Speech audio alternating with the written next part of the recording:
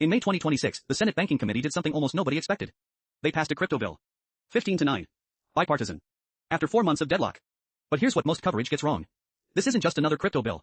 It's the single most consequential piece of digital asset legislation in American history. And whether you're a trader, a developer, or someone who just bought their first Bitcoin, it changes everything. Here's what's actually in it, what it means for you, and why it's still not a done deal. The Clarity Act, short for Digital Asset Market Clarity Act, is a market structure bill. That's Washington speak for who regulates what. Right now, crypto exists in a regulatory gray zone.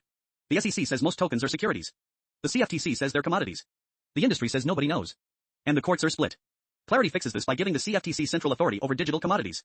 That's any digital asset whose value comes from the use of its blockchain, not from a central company. Bitcoin? Digital commodity. Ethereum?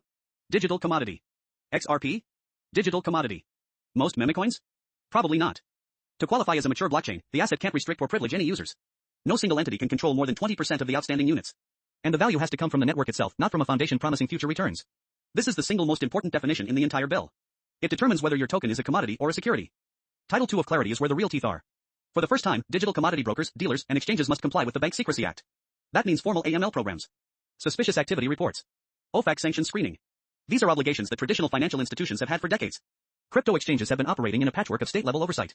Clarity makes federal AML compliance the law of the land. Section 305 gives exchanges and stablecoin issuers the power to pause a suspicious transaction for 30 days. If law enforcement makes a qualified written request, that hold extends to 180 days. And the exchange gets safe harbor from civil liability. This is massive. Right now, if an exchange suspects money laundering, they have to either let the transaction go through or freeze it and risk getting sued. Section 305 gives them legal cover to cooperate with law enforcement. Critics call it a government backdoor. Supporters call it common sense. Section 308 is the one keeping DeFi founders up at night. For certain DeFi services, the bill explicitly requires the use of distributed ledger analytics tools. If you run a DeFi platform that handles digital commodities, you now have a statutory obligation to monitor transactions on-chain. Not a best practice. Not an industry standard. A legal requirement. The same applies to Bitcoin ATMs under Section 205.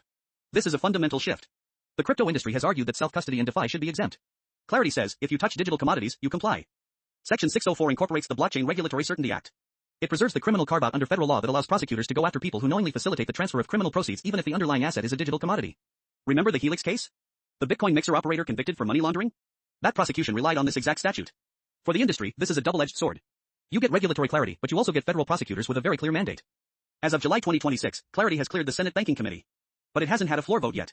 The next steps are, merge with the CFTC-related provisions from the Senate Agriculture Committee version, a full Senate floor vote, then a House Senate Conference Committee, and finally presidential signature. The Genius Act for stablecoins passed in July 2025. Clarity was supposed to follow quickly. It stalled for months. The bipartisan 15-9 committee vote was a breakthrough. But it's not law yet. So what does this mean for you? If you trade on a centralized exchange, expect more KYC. If you use DeFi protocols, expect them to start asking questions. If you're running a Bitcoin ATM, expect compliance costs to go up. But here's the other side. For the first time, digital commodities have a clear legal framework. Bitcoin, Ethereum, XRP, Solana, they're commodities under federal law. That's huge for institutional adoption.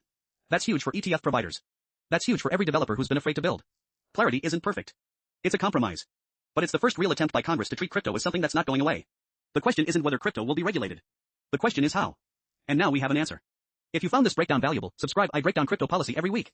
Drop a comment. What do you think about Section 305's temporary hold authority? Is it necessary or an overreach?